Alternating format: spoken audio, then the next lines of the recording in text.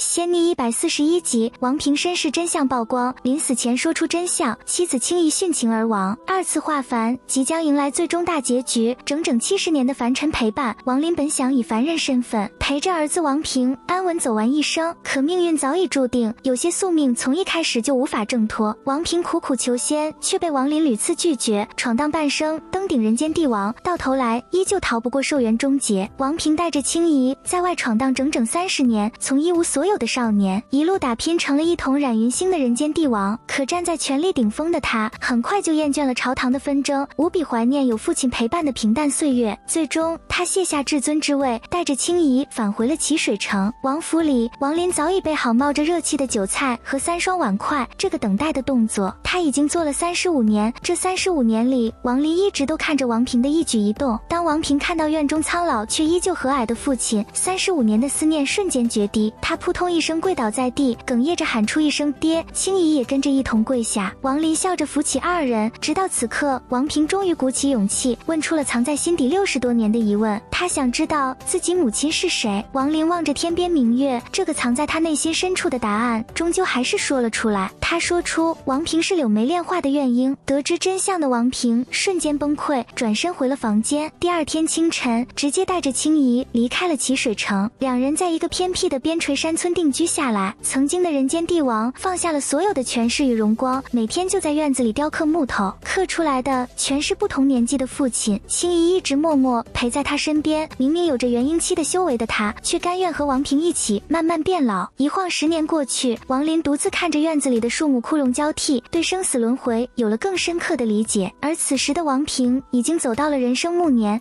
他隐约猜到了自己不能修仙的真正原因。他一生不能修道，没有子嗣，70多年从未生病，这些异于常人的状况让他猜出自己可能早已死去，但他没有勇气找父亲求证。就在父子二人各自安于平静的生活时，遥远的星空中，雷仙殿使者雷道子正骑着浑身雷光的雷兽朝着冉云星急速赶来。他此行是为了调查70年前冒充雷仙殿使者的人。一场突如其来的危机悄然笼罩了整个冉云星，王平的一生也将在此刻终结。72岁的王平坐在屋里，手里拿着刻刀，雕琢着人生中最后一个木雕。他心里早就已经原谅了父亲。就在这个风雪交加的深夜，雷道子毫无顾忌地放出神识，瞬间覆盖了整个星球，所有凡人都在这股威压下瞬间昏迷，唯有王平丝毫不受影响。这个异常立刻引起了他的注意，他瞬间找到王平，轻易立刻挡在王平前面，拼尽全力运转灵力，却被雷道子的威压震得口吐鲜血。就在这时，远在万里之外的齐水城，王林手里的酒壶突然凭空碎裂，他猛地抬起头，眼中爆出了70多年来从未有过的恐怖寒芒。当王林现身后，雷道子做梦也没想到王林竟然比他更擅长雷电，不仅张口吞掉了他的雷光，还照出了血统更为高贵的银角雷兽。王林解开了雷兽的第3道封印，配合仙卫傀儡的全力轰击，雷道子吓得魂飞魄散，掉头就逃，却被仙卫和雷兽追上，最终被王林抽走元神，练成了仙卫傀儡。大战结束后，王平说出了藏在心底几10年的真相。他早就知道自己已经死了，是王林用2道剑气为他凝出了肉身。他没有怨恨，只有对父亲和青怡的不舍。最后他发现自己连泪水都流不出来，轻声告别后，身体化作2道金色剑气消散。王林将王平的魂魄收入天逆珠，青怡跪在地上泪流满面，他自愿放弃了元婴大道，要跟着王平共赴黄泉。王林最终也带走青怡的魂魄，